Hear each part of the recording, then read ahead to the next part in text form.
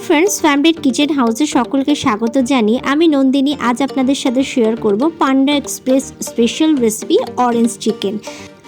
आजकेर এই রেসিপিটি আমি খুব সহজভাবে এবং খুব সিম্পল কয়েকটি উপকরণ দিয়ে খুব সহজভাবে কিভাবে তৈরি করে নেওয়া যায় আর সেটি আমি আপনাদের সাথে শেয়ার করব। আজকের রেসিপিটি শেষ পর্যন্ত দেখার অনুরোধ রইল। রেসিপিটি বাড়িতে একবার ট্রাই করলে আশা করি আপনাদেরও ভীষণই ভালো লাগবে। পারফেক্ট রেস্টুরেন্ট স্টাইলের এই রেসিপিটি বাড়িতে খুব সহজে কিভাবে তৈরি করে নেওয়া যায় সেটি জানতে হলে আজকের এই রেসিপিটি অবশ্যই শেষ পর্যন্ত দেখতে হবে। রেসিপিটি ভালো লাগলে আমার চ্যানেলকে সাবস্ক্রাইব করে আমার পাশে থাকার অনুরোধ রইল আপনাদের সকলের কাছে। আর পাশে থাকা বেল আইকনটি অনে সেট করে দেবেন যাতে নতুন কোনো রেসিপি আপডেট করলে তার নোটিফিকেশন সবার আগে আপনাদের কাছে পৌঁছে যায়। তাহলে চলুন শুরু করে দেওয়া যাক আজকের এই রেসিপিটি। আমি প্রথমে 2 চামচ কর্নফ্লাওয়ার নিয়ে নিলাম আর নিয়ে নিচ্ছি 2 চামচ ময়দা। সম পরিমাণ ময়দা আর কর্নফ্লাওয়ার এখানে ব্যবহার করতে হবে। দিয়ে দিলাম গোলমরিচের গুঁড়ো, পরিমাণ মতো লবণ, সামান্য একটু বেকিং সোডা, গরম মশলার গুঁড়ো, রসুন বাটা, আদা বাটা, দিয়ে দিচ্ছি একটা ডিম আর দিয়ে দেব এর মধ্যে সামান্য পরিমাণে একটু জল। এই সমস্ত উপকরণ দিয়ে আমি বেশ ভালো করে একটু ফেটিয়ে স্মুথ একটা ব্যাটার তৈরি করে নেব যাতে কোনো লাম্প না থাকে। অল্প পরিমাণে জলই এখানে ব্যবহার করতে হবে, বেশি জল দিলে কিন্তু ব্যাটারটা পাতলা হয়ে যাবে, তাই জলটা একটু বুঝেই ব্যবহার করবেন। যতটা পরিমাণে আপনি চিকেন ব্যবহার করবেন সেই অনুসারেই কিন্তু জলটা এখানে ব্যবহার করতে হবে। বেশ ভালোভাবে ব্যাটারটা তৈরি হয়ে গেলে আমি এখানে 3 চামচ হোয়াইট অয়েল অল্প অল্প করে দিয়ে ঠিক এইভাবে ফেটাতে থাকবো। তারপরও বেশ খানিকক্ষণ আমি ভালো করে ফেটিয়ে নেব ব্যাটারটাকে।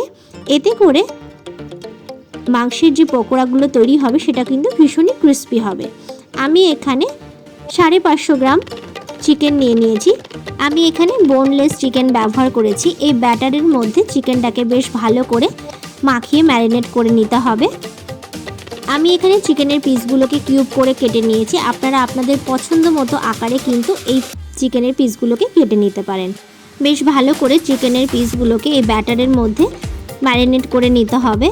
ভালো করে মাখিয়ে নিয়ে আধ ঘন্টা মতো ঢাকা দিয়ে রেস্টে রেখে দেব। ফিরে আসছি আধ ঘন্টা পর। আধ ঘন্টা পর আমি কড়াইতে তেল গরম হতে বসিয়ে দিয়েছিলাম। তারপর চিকেনের পিসগুলোকে ম্যারিনেট করা চিকেনের পিসগুলোকে আমি একটা একটা করে কড়াইয়ের মধ্যে দিয়ে বেশ লাল লাল করে ভেজে নেব। এপিট ওপিট নাড়াচাড়া করে নেব। গ্যাসের ফ্লেমটা হাইতে রেখে আমি চিকেনের পিসগুলোকে ভেজে নিচ্ছি। আমি যেভাবে ব্যাটারটা তৈরি করলাম আপনারাও ব্যাটারটা ঠিক ওইভাবেই তৈরি করার চেষ্টা করবেন, তাতে পকোড়াগুলো খুবই ক্রিস্পি হবে। এই অরেঞ্জ চিকেনের এই প্রিপারেশনটাই চিকেন পকোড়াগুলোকে কিন্তু একটু বেশি ক্রিস্পি হতে হবে।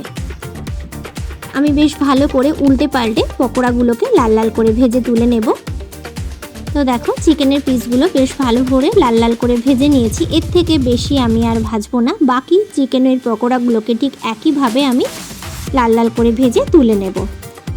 ভালো করে ভাজা হয়ে গেছে। এই পকোড়াগুলোকে আমি ভালো করে তেল ঝরিয়ে একটা প্লেটে তুলে নিচ্ছি আর বাকি পকোড়াগুলো ঠিক একইভাবে আমি ভেজে নিয়ে তারপর ফিরে আসছি। সমস্ত পকোড়া ভেজে নেওয়া হয়ে গেছে। পকোড়া ভাজার ওই তেল থেকে সামান্য একটু তেল আমি প্যানে নিয়ে নিয়েছি। ওর মধ্যে দিয়ে দিচ্ছি একটু চিলি ফ্লেক্স। ঝালটা আপনারা যে যেরকম খেতে পছন্দ করেন সেই অনুসারে চিলি ফ্লেক্সটা ব্যবহার করবেন।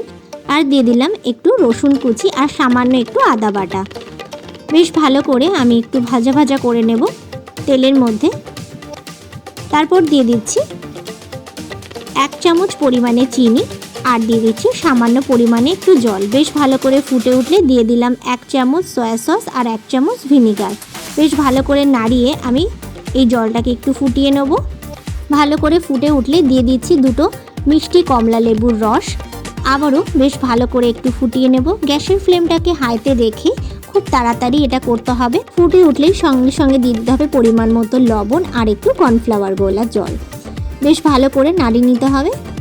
1-2 মিনিটের মধ্যে এরকম ঘন হয়ে আসবে। দেখুন বেশ ভালো করে ঘন হয়ে উঠেছে। এবার আমি যে পকোড়াগুলোকে তৈরি করেছিলাম সেই পকোড়াগুলোকে এই গ্রেভির মধ্যে দিয়ে দেব। গ্যাসের ফ্লেমটাকে হাইতে রেখেই বেশ ভালো করে নাড়াচাড়া করে মিশিয়ে নেব যতক্ষণ না এই গ্রেভিটা টেনে যায়। তো দেখুন গ্রেভিটা বেশ ভালো করে টেনে গেছে। Crispy and juicy orange chicken কিন্তু একদমই রেডি সার্ভের জন্য। এবার আমি সার্ভ করে দেব।